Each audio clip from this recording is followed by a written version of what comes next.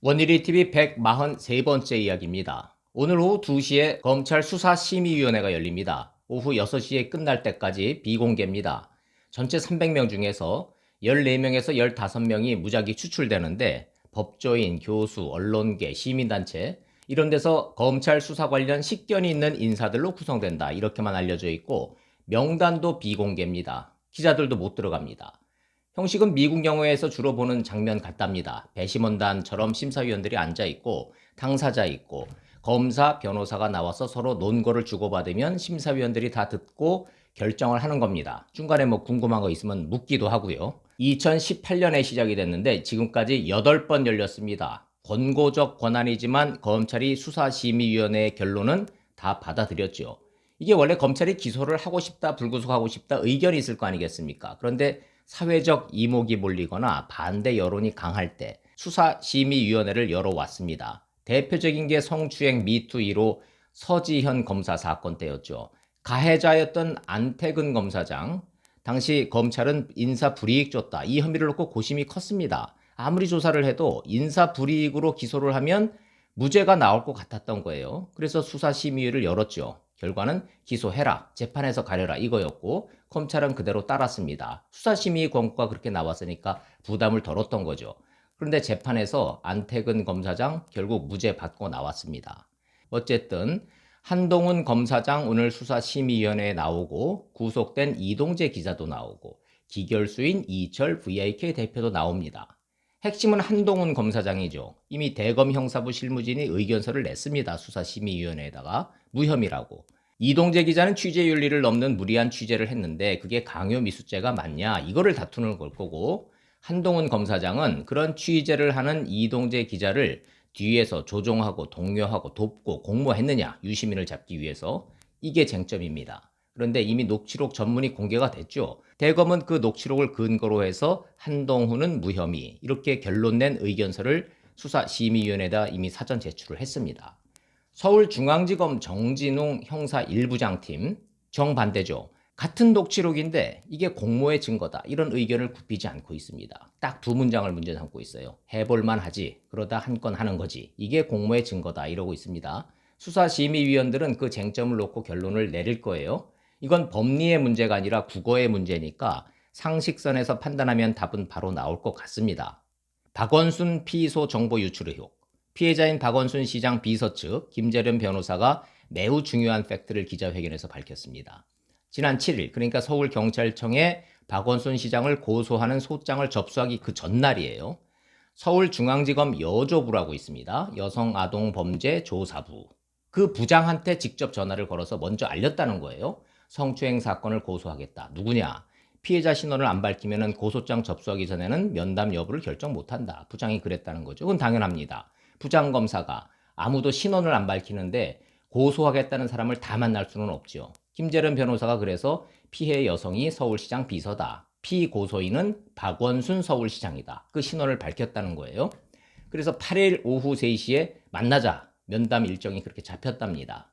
그런데 7일 저녁에 서울중앙지검 여조부장이 전화를 다시 걸어오더니 내가 내일 개인 일정이 있어서 면담이 어렵겠다. 면담을 취소하자. 이렇게 됐다는 겁니다. 김재련 변호사는 그래서 결국 검찰은 안 되겠구나, 서울경찰청으로 가자 결정을 하고 8일 오후 4시 30분 서울경찰청으로 가서 고소장 접수하고 바로 피해자 진술조사 시작한 거다. 이렇게 된 겁니다. 김재련 변호사가 시간을 정확하게 짚어가면서 이 과정을 밝힌 거 이거 매우 중요합니다.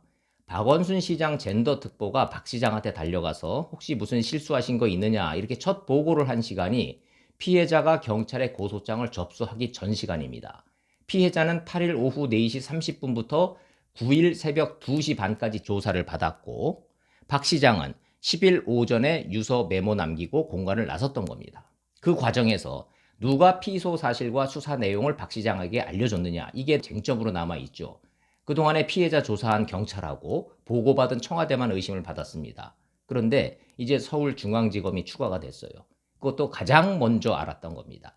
이틀 넘게 대검에 보고조차 안 하고 쥐고 있었던 거예요. 서울중앙지검 여조부장 바로 위 상관이 4차장이고 4차장 위는 이성윤 서울중앙지검장입니다.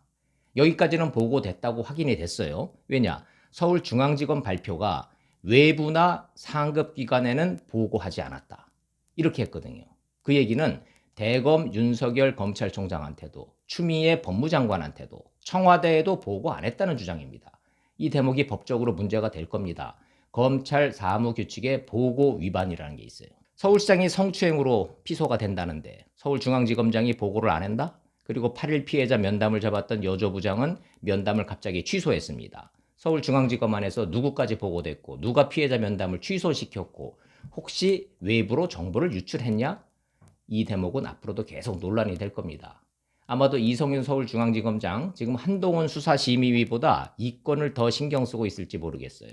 윤석열 검찰총장은 침묵하고 있죠. 대검은 서울중앙지검이 왜 이렇게 중대한 사안을 대검에 보고를 안 했는지 경위를 알아보고 있다. 여기까지만 밝히고 있습니다. 윤 총장 입장에서는 갈등 구조에 있는 이성윤 서울중앙지검장을 향해서 감찰을 할지 특임검사로 수사를 할지 카드가 많습니다.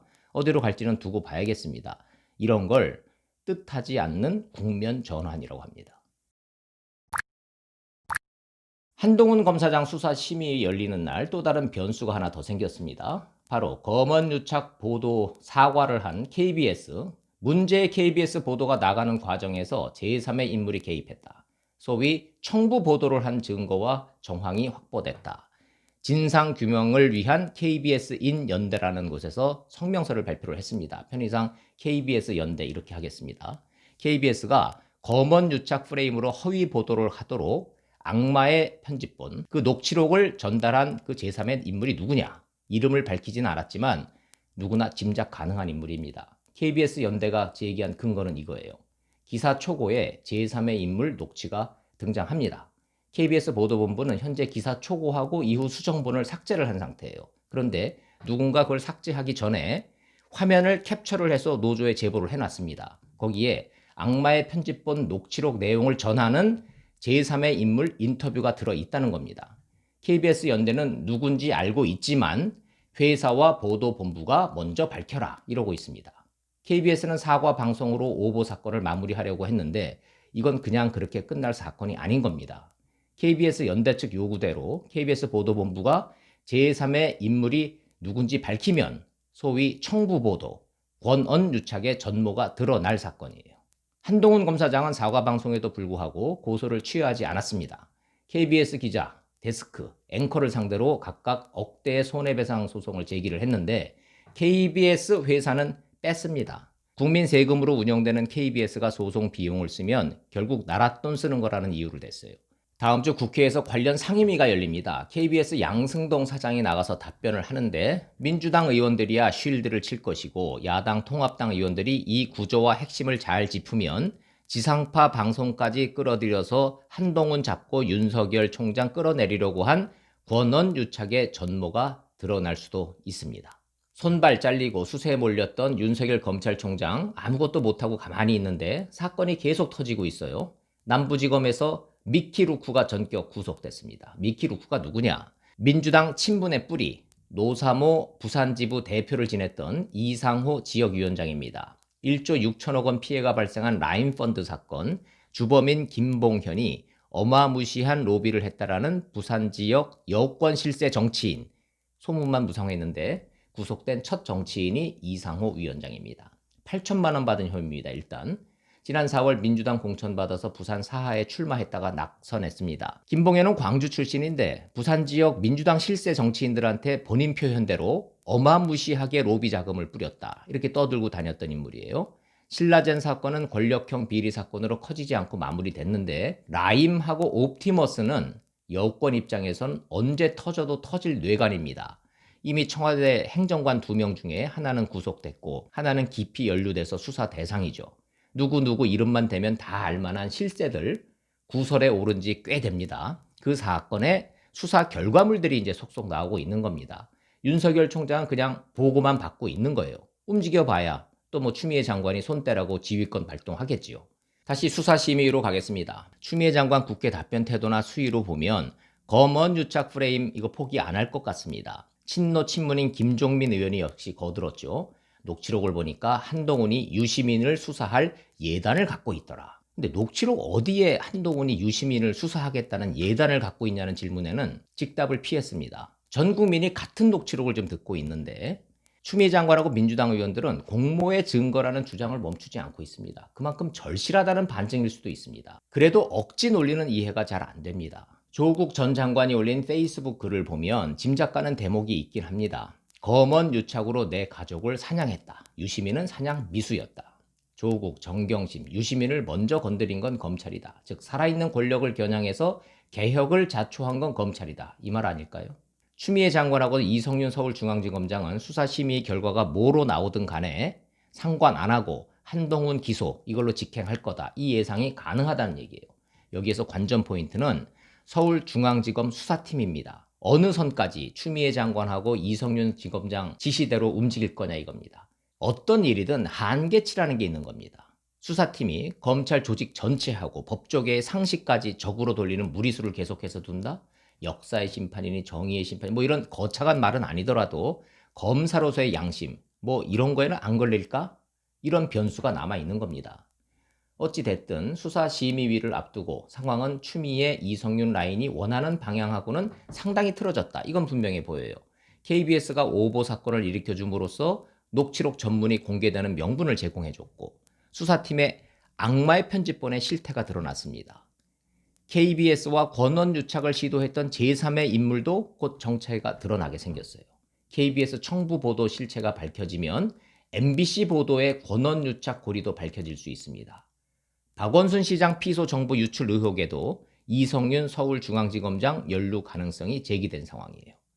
라임 사건, 부산 지역 여권 실세 정치인 이상호 위원장의 구속도 향후 전국의 변곡점이 될 겁니다. 이거 모두 다 특검까지 가야 될 사안이라고 봅니다. 윤석열 총장 입장에선 특검 가도 나쁘지 않을 것 같습니다. 오히려 추미애 장관이 원하지 않을 수도 있어요.